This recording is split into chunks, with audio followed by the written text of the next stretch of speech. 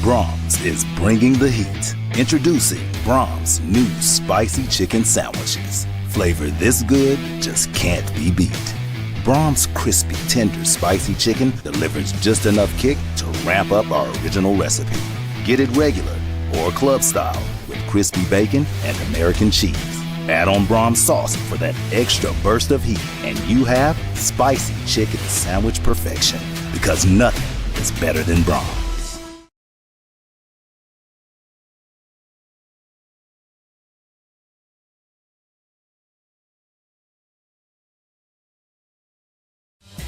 It's time for the Skordle Pay Dirt Pick'em Show, presented by Maples, Nix, and Dieselhorst Attorneys at Law. We put it out there, the teams, the stats, the opinions, the picks, and most importantly, where to stop for dinner on the way to the game. Let's get to it. Here's your host, Andy Campbell. Hello and welcome, football fans, to the Skordle Pay Dirt Pick'em Show. This is our final Skordle Pick'em Show of the year as we conclude the Oklahoma high school football season this weekend with a great slate of state championship games. We have Mark Rogers and Tom Nelson. As always, they are joined this week by three great Oklahoma coaches. We have Coach Lynn Shackelford from Cashion and Coach Justin Jones from Norman North High School back this week. They are joined tonight by Coach Brandon Tyler from Salisaw High School. We had Coach Tyler on last year on the panel. Coach Tyler, your Salisaw team went 9-3 this year with a quarterfinals appearance in Class 4A. Tell us about your great season there in Salisaw and the outlook for 2025. It was a great year for us. Opened up the year with a big win over Pryor, which, Pryor was a point away from beating Newcastle there in the quarterfinals. They were driving down the score to win and threw an interception there. They've been playing last week in the semis there in 5A. And that's a big win for us to start the year. Got into district play, ran into a pretty good Broken Bowl team. They got a quarterback down there that I don't know if you guys have seen him or not, but he's pretty special. And he kind of went off on us that night. And, we were able to regroup after that game, win the next 6 in a row there, get into go to Ada to play for a district championship. Things didn't work out that night. Ada is another good football team, well coached by Coach Bulls down there and that staff. They do a tremendous job. And then got into the playoffs, was able to beat Grove round 1.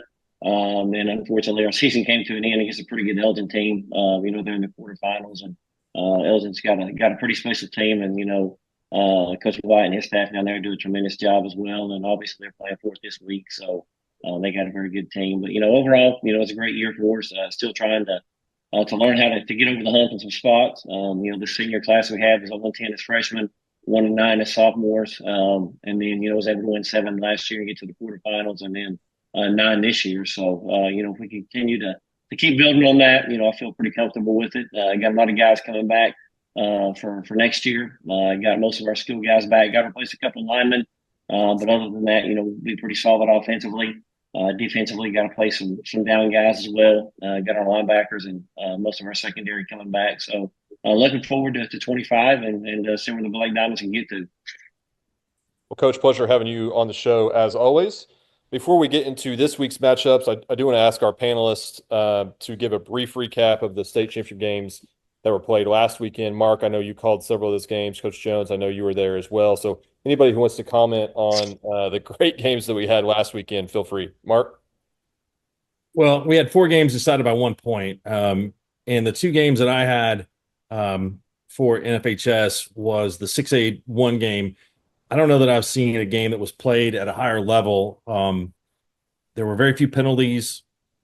Both teams, I thought, executed incredibly well. It came down to a 2-point conversion at the end and a great call there, where I thought that Bixby gave the impression that they were going to run, a long count, no play, and then motioned into a play that got them the 2-point conversion to win the game. But there was a call at the end of the game, 3 minutes to go. Bixby has 1 timeout. Owasso is deep in their own territory, but they decided to go for it on 4th and a half a yard. And I think that was the same call I would have made. Owasso had an incredible offensive line, but Bixby got a nice penetration on defense and was able to stop them and then get the game-tying score. But I just thought that was an incredible game, and 2 teams, either one would have deserved to win the state championship.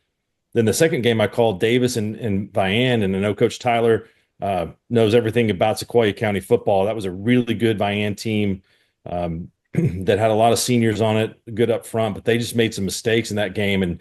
And Davis is one of those teams that can really frustrate you the way that they possess the football. Brendan Rawls, their their running back. He's 5'9", about 235 pounds. He carried it 38 times. He didn't have a loss on the day.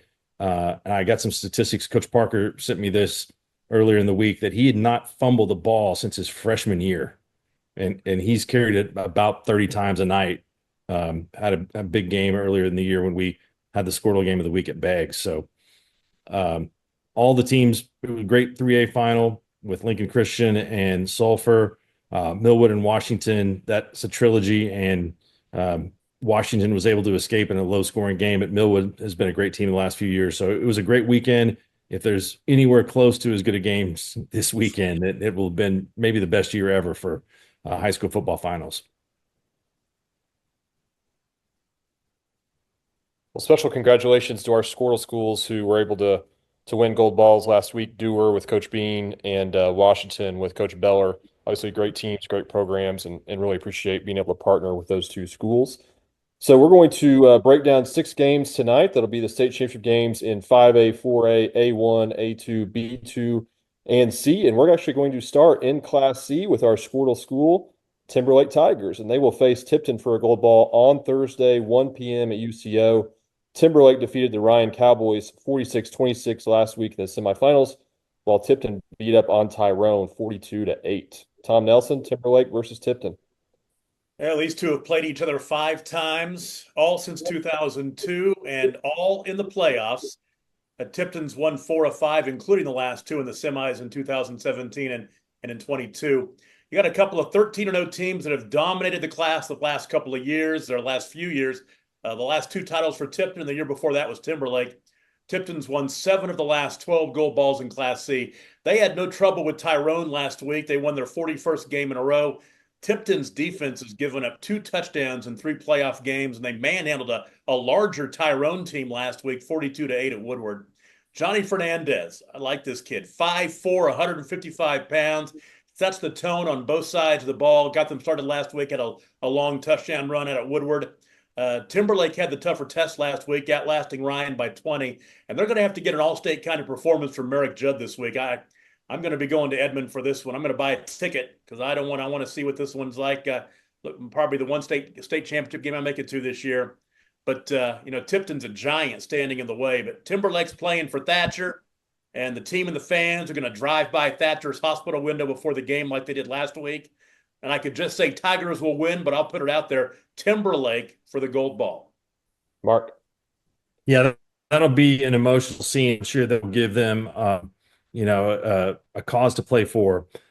Tipton has been incredible. They've got the second longest winning streak in the state behind Washington. So Coach White's done a great job with them. I think they're going to win it again this year, but I think this game is going to be really close. It'll be a huge test, and I think it'll go back and forth. And this is another one that could be one of those games that's decided by two points or 1 point. Coach Shack? Yeah, I'm. I was pulling for Sulphur a couple of weeks ago for a lot of the same reasons as Timberlake. Just a good story and something to play for, and a lot of times that that can carry you a long way. And I hope it does, and I hope it gives them every kind of opportunity to win this weekend. It'd be a really great story if they could pull that off. I've known Coach Severin for a long time. He's been at Timberlake forever and done a tremendous job up there. But I think Tipton's just kind of one of those teams that has it a little bit figured out, and they've got some athletes, and they're really well coached. And I'm with Mark. I think it'll be really, really close, and I'm pulling for Timberlake. But if you got to make me pick somebody, I'll probably go with Tipton. Coach Jones? Yeah, much of what the other panelists have said, I think this is going to be a close game. Obviously, heartstrings are with Timberlake, and you want them to win that game. But, Tipton's been a machine lately in what they're able to do. In again, 2 well-coached teams. I think this is going to be, another game that's going to rank up there with all the other games that we've had the previous weekend. But I'm gonna give it to Tipton. I'm going to tip the scales that way, and think that they'll win the gold ball. Coach Tyler? I'm an 8-man guru all the way over here in Eastern Oklahoma. I know a lot about these teams now. Sounds like 2 really good football teams, 2 really, really good coach football teams that have been successful. Obviously, Tipton winning it here the last few years, and But I'm going to go with Tom on this one. I'm going to go with Timberlake in the upset. All right. I'm gonna throw out there real quick. I'm going with my heart on this one. There's no doubt in my mind. I'm going with my heart on this one. So Again, that game to be played Thursday, 1 p.m. Let's move on to Class B2. The Sealing Wildcats will be 12-1 on the season with a 40-22 win over Cub Dug last week in the semifinals. Sealing's opponent be the Walika Outlaws, who continued their undefeated season with a 46-26 win over Wilson last week. Tom, does Coach Manuel's team win its second straight gold ball on Thursday? B2 has gone pretty much according to plan so far. The 4 district champs made it to the semis last week, and the top 2 ranked teams, they win and make it to the finals. Sealing, the defending champ in Class B, and they haven't missed a beat this year. Their only loss was to B1 runner-up Laverne by a touchdown back in week 2. They stacked up 6 shutouts this year, but were challenged early by Covington Douglas last week before pulling away in that one. They got Jason Baker. He's an all-state receiver, caught a big touchdown pass last week. Blake Chain's a good quarterback. He took over this year after Coach Manuel's son did just a great job for them the previous 3 years. And the Wildcats haven't missed a beat this year. Gary Manuel took this program over 8 years ago. He was 21-25 in his first 4 years. Since then, 49-7 as he has raised the bar in Sealing. But you know something? Walika is the real deal. They haven't been beaten this year and have a 16-point win at B1 champ Dewar on the resume as well earlier this year. They handed Wilson both of their losses. They have Isaiah Drake, a quarterback who's thrown for over 3,100 yards and 44 touchdowns. He's rushed for another 1,000+ yards and 14 more touchdowns. You know me, I'm usually bullish on the Northwest Oklahoma teams.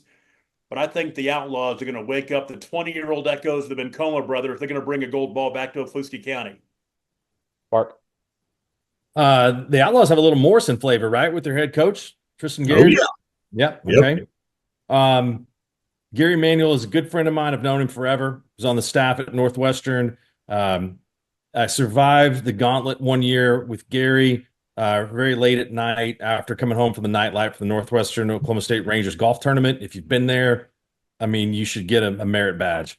But if Walika can beat Dewar, I think they can do about anything. And Isaac Drake is the Drake twins are really, really good players.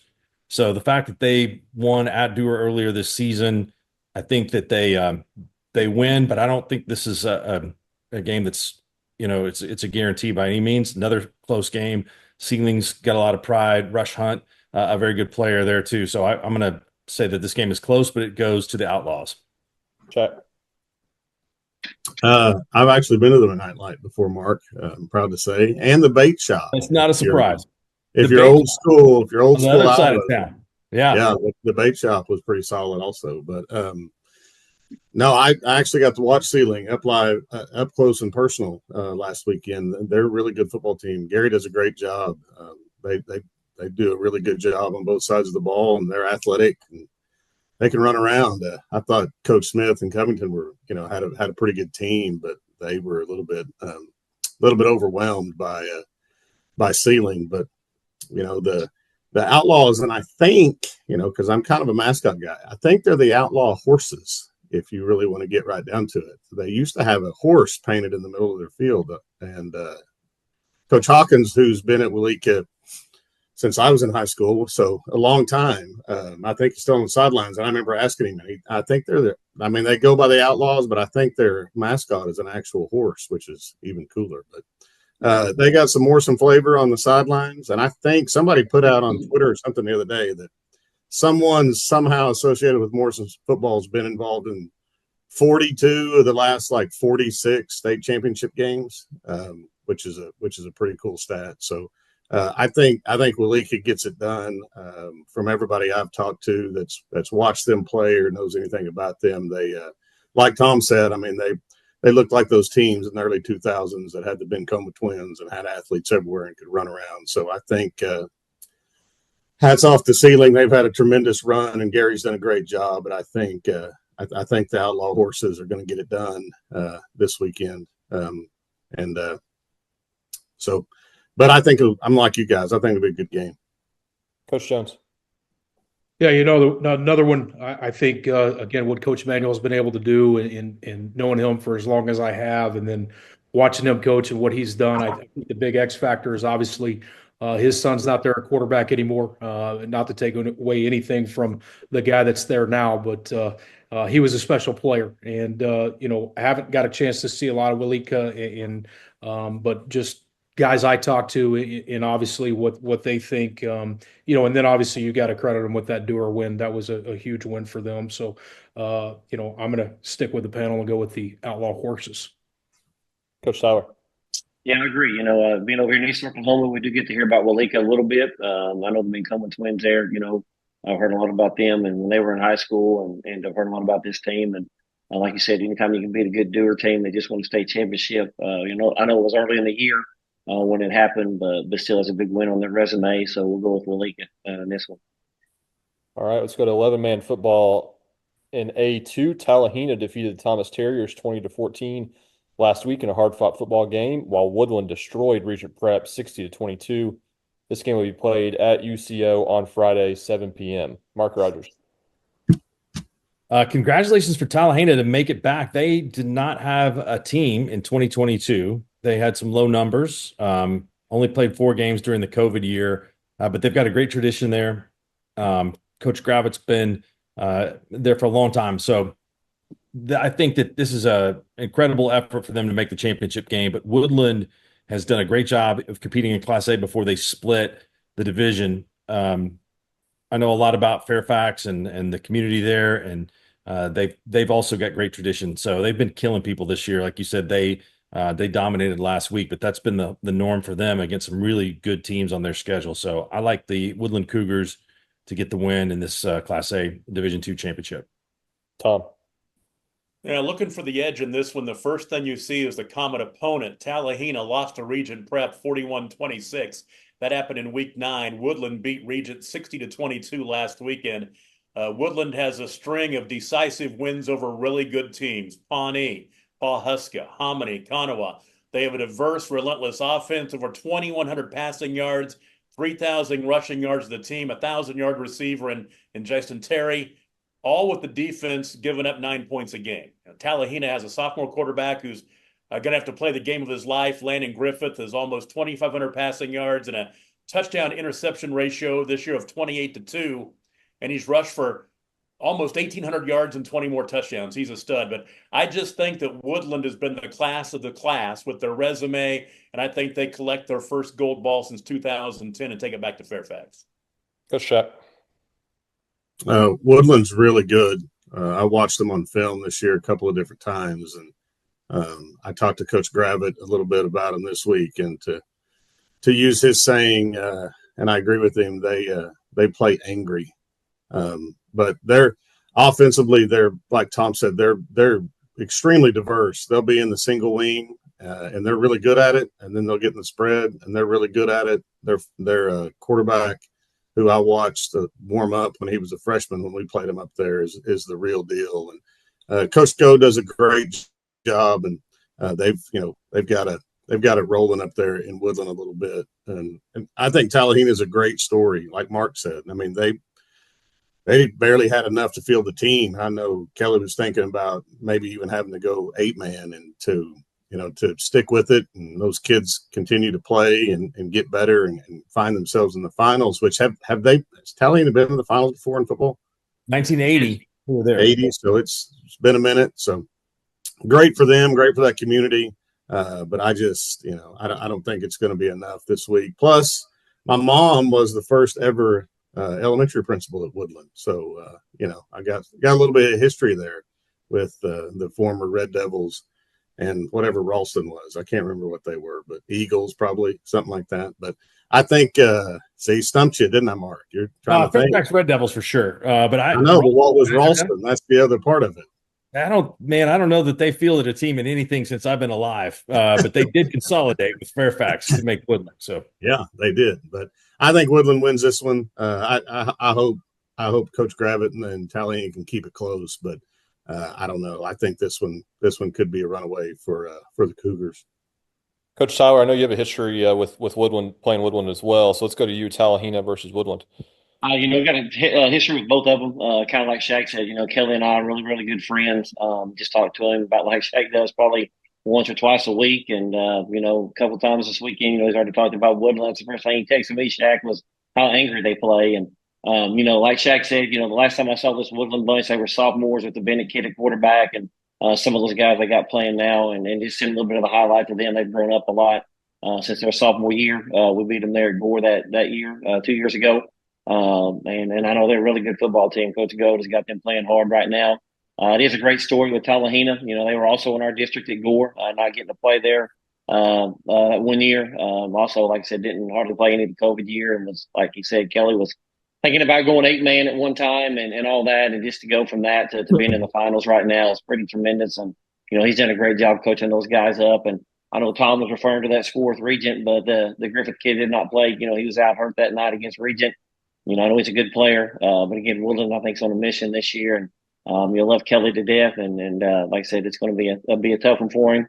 And Tallahena did win a state championship in 1966. My grandfather was the coach down there at that time. So again, we have a little history down there as well at that school. And so again, I wish Kelly the best, but I feel like Woodland's probably going to pull this one out. Coach Jones. Yeah, just like the rest of the panelists, hats off to Kelly and what he's been able to do. Coach Goad, he's a 35 under 35 recipient for the OPCA, so pretty cool to see him playing in a state championship game. But really, when you look at his team and what they've been able to do at Woodland all year, Tom, like you said, I think they are a class of the field, and I'm gonna go with Woodland on this one. All right, to 2A1. We've talked all year about how Hooker, Fairview, and Rejoice were really the teams to beat in this class. And so you have Hooker and Rejoice matching up for the state championship game this week. Hooker makes its second straight appearance in the state championship game. And this year, obviously, will face Rejoice Christian. The Eagles dominated CHA 33-6 to reach state finals last week. Mark Rogers, we'll start with you, Hooker versus Rejoice. Oh, man, I got a lot of thoughts on this one. I'm still cold from standing on top of the Rejoice press box when Adam forgot to tell me that we were broadcasting from outside. Also, Shaq was like, bro, you're doing these rankings, but you don't know what you're doing. You don't have Rejoice ranked high enough. That was way early in the season. So that was definitely the right call. I picked Hooker at the beginning of the playoffs, but after seeing Rejoice, I might change my mind. Cale Marley at quarterback is really good. They've got a lot of different ways to beat you. They can run the ball. They can throw it. I saw where Brent Marley told the Tulsa World that this is a clash of styles because Hooker's big and physical and strong. And they made it to the championship game a year ago. They exercised some demons by beating Fairview handily in the regular season. So as much as I like Rejoice, I think I'm going to stick with my original pick and say that Hooker's able to control the line of scrimmage with their big physical play. And again, this one's going to be a close game. I think it should be a fantastic game, but I'm going to go with my original pick, Hooker. Do we know if Cleet Martin's the quarterback for Hooker is going to play, or is he out for the year? Do we have any idea? He's out. He's not going to play. He is out, so he's not going to play. Okay. Well, I've seen both these teams this year when they beat Fairview, and Cleet Martin's going to be a big loss for them. Got hurt in the first playoff game against Minco. Junior Kellen Robinson stepped in, had a solid game against Bacola before Pawnee held him to 31 total yards last week. But they do have Justin Palacios. He's rushed for over 1,700 yards, went for 196 and a touchdown against Bacola, 227 and 3 touchdowns against Pawnee last week. On his first couple of carries in this game, he's going to go over 3,500 rushing yards in his career. He's only a sophomore, so he's a stud. Then you've got Rejoice, a lot of big-time talent. It starts with that big receiver. I've got his name written down here and phonetically, Zizi Okwufelizi, and I had it written down big on my score sheet a couple of weeks ago, too. Had a big game against Fairview. Is getting looks from some big-time schools. He went to Iowa State and checked out them. They got that good dual threat quarterback in Cale Marley. Got a running back, Noah Goodwin's got about 1,200 yards rushing. Their defense has been really, really good as well. They haven't given up more than 1 touchdown in 2 months. And they've held Nowata, Fairview, and Christian Heritage to a combined 19 points in the playoffs. And like Mark said, when the playoffs started, I predicted Hooker to win the gold ball, but I saw how good Rejoice looked a couple of weeks ago. I'm going to go with the Eagles to win that first ever gold ball. Rejoice is my choice. Shaq, your team played Hooker this year, and I know you've watched a lot of film on Rejoice, so interested in your thoughts here in A1. I think it's got a chance to be a war. I think it's definitely going to be, like Coach Marley said, it's going to be a contrast in styles for sure. I think Rejoice will probably try to snap it as early and as often as they can, and I think Hooker will try to wait till the last seconds about to tick off the play clock every time before they do. So I think it'll be like a lot of football games when two really good teams play. Like Mark said, who can control the line of scrimmage and who can not make the mistakes will probably win this one. I think Hooker defensively is probably the only team in Class A1 that can match up with Rejoice's athletes, especially in the back end. And I think up front, they're going to cause Rejoice probably more problems than anybody has, except for maybe Cassia Hall that Rejoice has played this year. They're defensively, it doesn't get talked about enough with Hooker, in my opinion, how good they are.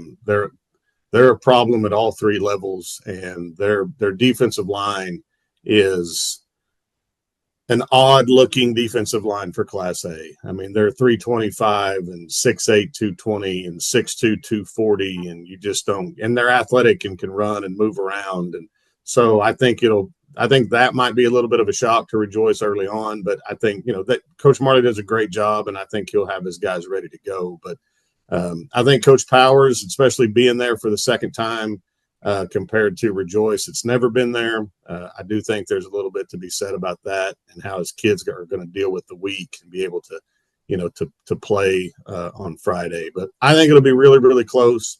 If all things are equal, I think Hooker's a little bit better, but all things aren't necessarily equal on a Friday. So I'll go with Hooker, and, it'll probably be probably like 4 or 5 of the other ones that we've had already this year. It'll be a heck of a football game. Coach Jones.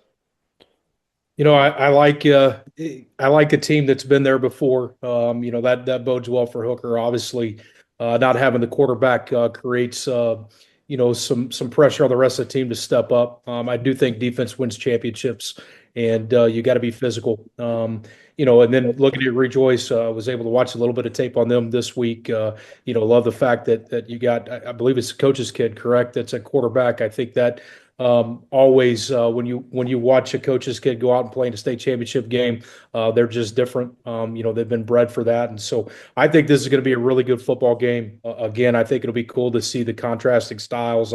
I do think you win in these close games like this with your defense, and they're going to have to limit the big plays that Rejoice has. I know Coach Powers will have his team fired up. He'll be fired up, probably out of voice by the middle of the second quarter. But Coach Marley has been around the block a time or two and is a really good football coach in his own right as well. And so this is a toss-up for me. I've got a guy on our staff that is really close with Hooker, so I'm going to pick Hooker to win this one. Coach Tyler. Sounds like it's going to be another good ball game. Kind of like Shaq said, I know we had a lot of good ones this last weekend, and I think this one's going to be another one that we're going to see in that aspect of it. Hooker there last year kind of fell short there, against Fairview, but Fairview was beating a lot of good people last year, and Hooker was one of them. But like I said, they've been there. Rejoice our first trip there. I know Coach Marley pretty well. I know he's pretty excited about the opportunity, and just talking to him though, one concern he had this year going in was the up front, his down lineman, and just listening to Shaq there, it sounds like Hooker's pretty big and pretty physical in the trenches. So that's where games are won this time of the year, and you got to be able to run the football, and probably get to go with Hooker this week. All right, let's move on to Class 4A. State finals that feature Elgin versus Tuttle. Elgin took down Wagner 33-10 in the semifinals, while Tuttle defeated Bethany for a second time this season to advance to the state championship game. This game will be played on Saturday at 1 p.m. Mark Rogers, we'll start with you. Elgin versus Tuttle. Oh, boy. I love this game. I'm going to call this one Saturday afternoon. I think this is going to be a great one. You've got Elgin that has an advantage up front. They have an incredible offensive line. It's one of the better offensive lines in the state, regardless of class. And then you've got Tuttle, who has the best quarterback that they've had in quite a while, in Cruz Campbell, and then weapons all over the field on offense. CJ Simon, who moved in from Moore, has had a great season, about 800 yards receiving. And then Sean Rounsaville, their tailback, is a really good player. And Brady McAdoo is a guy that I know that Cale evaluated him and said he thinks that he's a Division I player. Coach Ballard told me he's the best player that he's coached since he's been at Tuttle. And so this one could go either way. Both of these teams are incredibly deserving of all the success that they've had this year at 13-0. I'm sticking with Tuttle, but it's going to be I can't wait to see this. This is maybe the game that I look forward to the most throughout the playoffs. Yeah, both these teams were impressive last week, but Elgin really had that statement win over Wagner. It was still close in the first half. Elgin got a big turnover. They turned that into a touchdown. And then the second half, Elgin wore down the Bulldogs and pulled away, making it look pretty easy against the number 1 team in 4A. Tuttle shut out a familiar foe in district mate Bethany. Mark mentioned Sean Rounsaville, 168 yards rushing on 26 carries.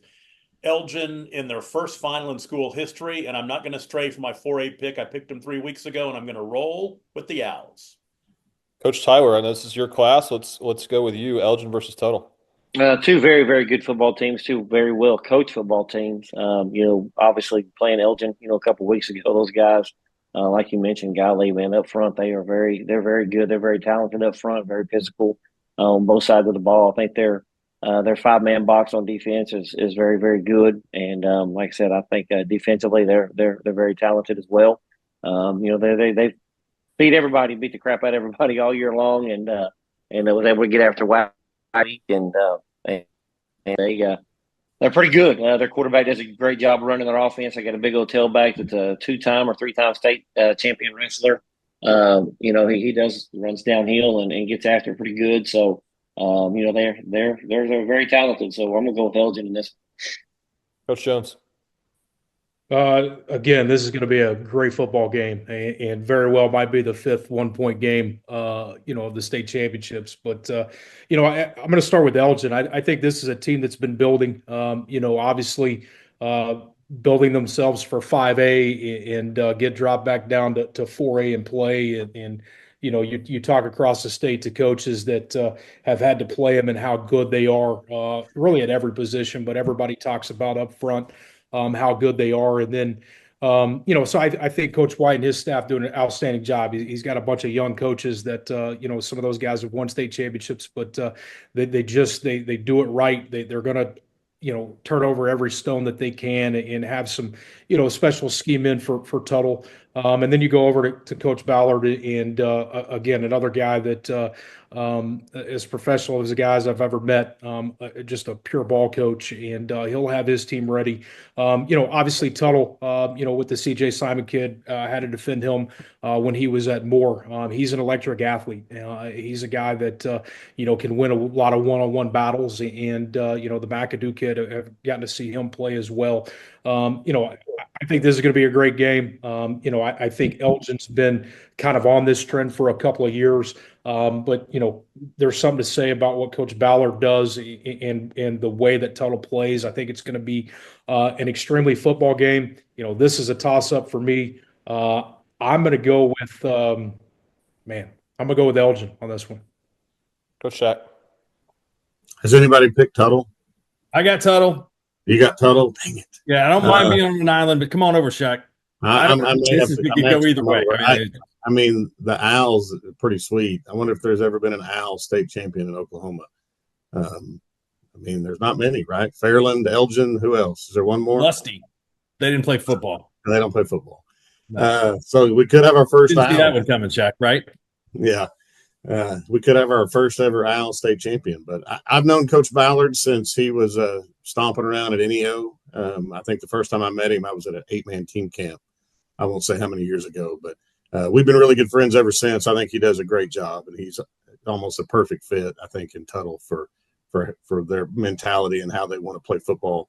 I wasn't Elgin. I think Elgin was in semifinals in 5A last year, brought almost everybody back. So I was shocked at how they kind of took Wagner apart last week, just knowing what Wagner normally is. But I'm going to go with my heart a little bit on this one and pull for my friend Brad to bring a state championship back to Tuttle. So no more than I know about either one of them. That's going to be my pick. I'm going to go with the fighting Jason Whites and the Tuttle Tigers. Brad, this is 11th year at Tuttle. I think he's had 5 undefeated regular seasons, and won a state championship in 2018. I think so. I mean, they've done a really good job. This may be his best team. So I mean, yeah, no, he does a great job. Does it the right way. It's a good Elgin team. I mean, this is going to be a battle. But if Elgin wins, Tuttle's won 15 in a row against Elgin too. So I mean, but this is a different type of Elgin team. So I'm sure they'll have a lot of motivation in this game. All right, let's move on to our final pick'em game of the year, the Class 5A state championship game, and we're filming this on Tuesday night, so who knows what will happen on an appeal on Wednesday. But as of now, the Class 5A state championship game between Guthrie and Carl Albert on Saturday night, 7 p.m. These 5A District 2 foes played on November 1st at Guthrie, with the Titans prevailing in that one 29-0. Carl Albert is looking for its 19th state championship and 3rd in a row. Mark Rogers. Good luck. Carl Albert is loaded. They may have had the best team in the history of their school last year, and this team statistically looks like it could be better. They beat Guthrie 29-0 in the regular season. By far the most shutouts that Carl Albert's ever had. They've got guys going to Oklahoma, and they got guys going to Oklahoma State. Tristan Haynes is he'd scored 13 special teams touchdowns coming into this season. And then you've got a guy in Caden Davis, who's one of the best high school football players that I've ever seen. He's 6 feet, 210 pounds. He doesn't have some of the things that you look for to being a Division I player, prototypical size or a 40 time or great vertical, but he's going to be all over the field and around the ball, puts a tremendous amount of pressure on the opposing quarterback. So Carl Albert may drop off a little bit, but they're going to tie Ada when they win the state championship this year for the most state titles in Oklahoma high school history. Mike Dunn has done a great job. It's going to be a tough team to beat. But Carl Albert is just on an incredible roll right now. Tom. I'm going to try to sell some tickets for the OSSAA right now because we know how Carl Albert has dominated 5A the past decade or so, 7 of the last 8 state titles, blowing out teams in the process.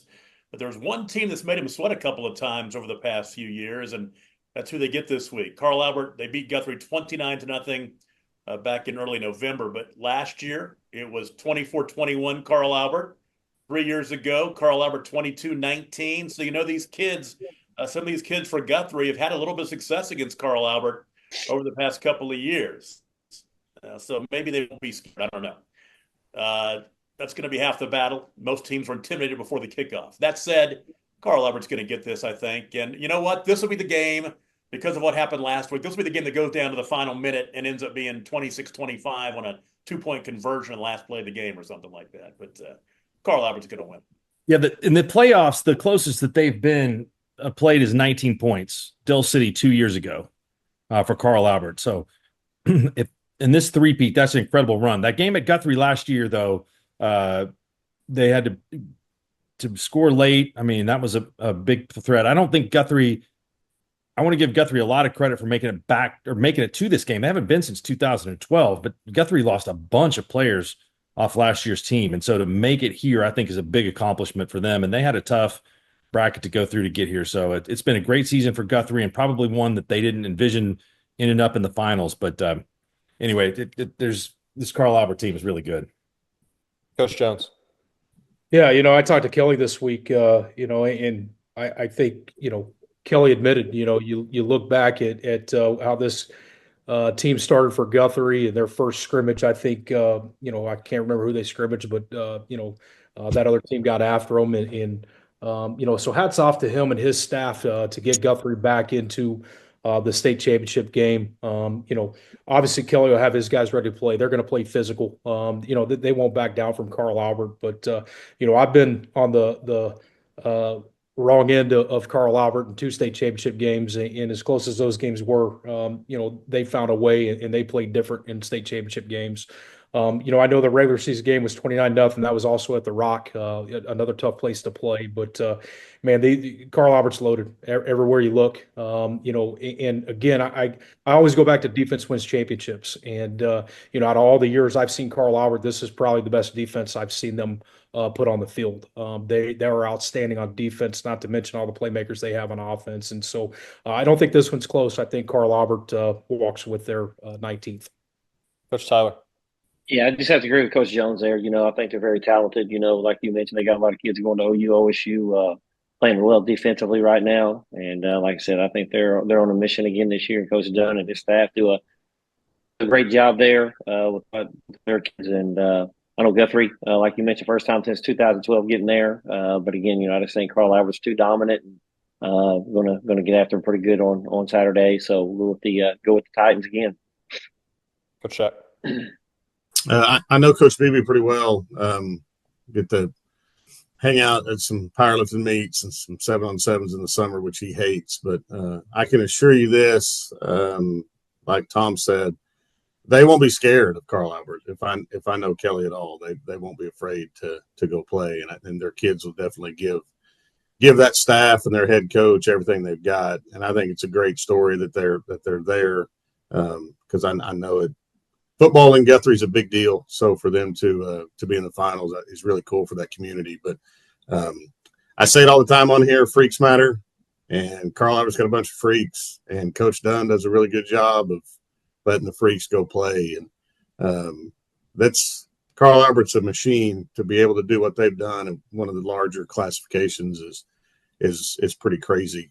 Maybe they need to redraw some district lines in Middale, but I think they're going to roll in this one, as bad as I hate to admit it, because I'd really like to see Kelly win a state championship, but I don't think it's in the cards for him this year. I think Carl Albert ties Ada and probably just keeps on rolling down the tracks. Okay, guys. Well, that's all our picks for this evening. Any final thoughts before we sign off for the year? Been a fun year. I'm glad we didn't keep track of last week's numbers, though. So I didn't lose a game last week. I was perfect. Same here. I just want to put a word in for Jake. He's been missing. We don't know where he went. There's been some controversy behind the scenes. And so I've missed the point spreads, some of which were off this year in a manner this so bad that I think that's the reason why he's not with us. But hopefully he can join next year and maybe he can tweak his method.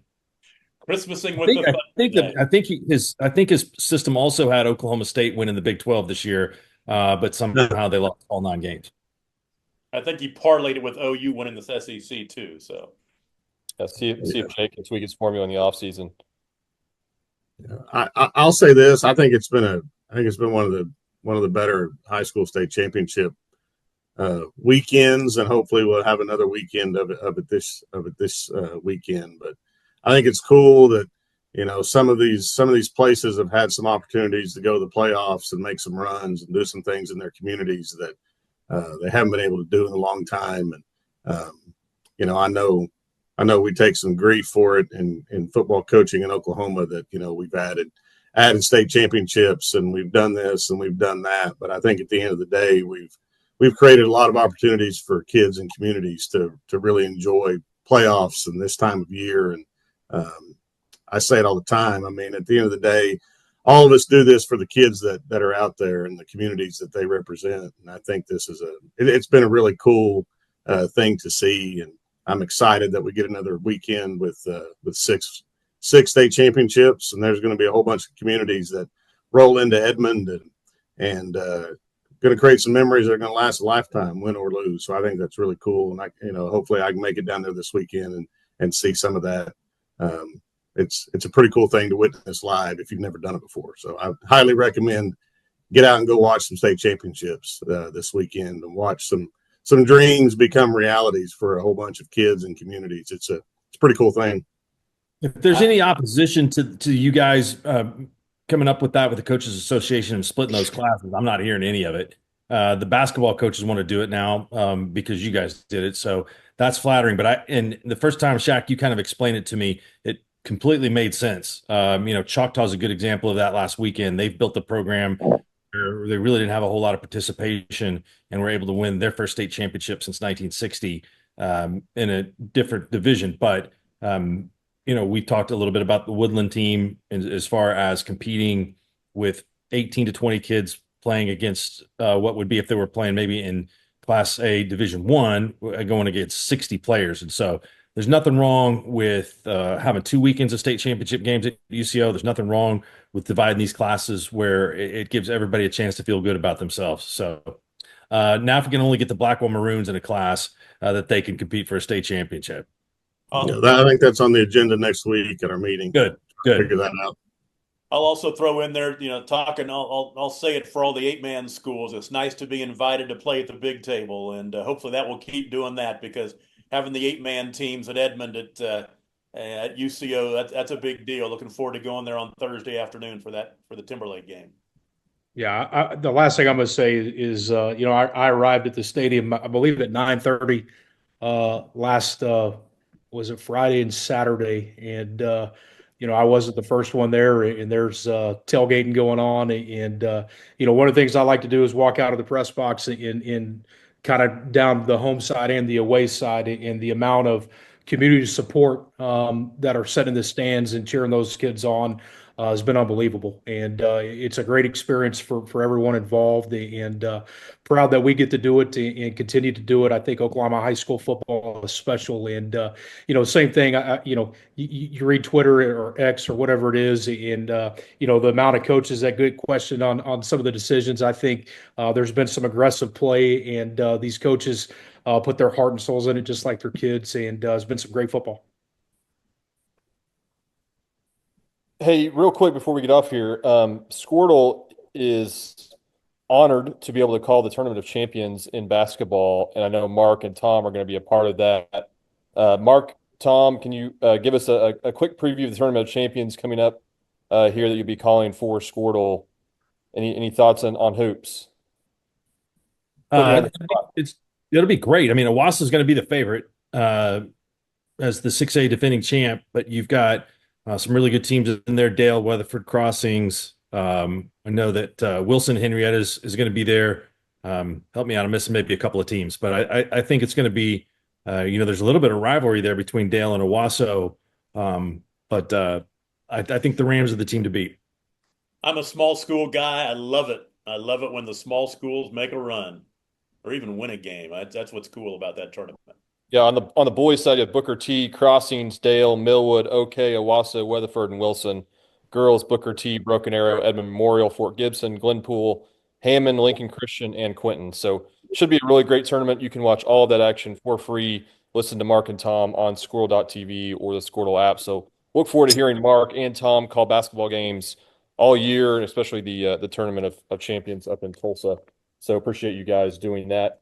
Really wanted to thank the fans for joining us on the Pay Dirt Pick'em show as they do all year. We have a lot of fun putting this show together, and we have really great guests throughout the year. But I know in playoff time, I hate when these coaches' teams lose, but it's really great having these coaches on throughout the playoffs because their insight is just tremendous. So Shaq, Coach Jones, Coach Tyler, thank you for joining us. I know we had Coach Craig and others on as well throughout the playoffs. Thanks as always to our tremendous sponsors on the Pay Dirt Pick'em show and the guests that we've had on each week. We will see you back again in August 2025 for another great season of Oklahoma high school football.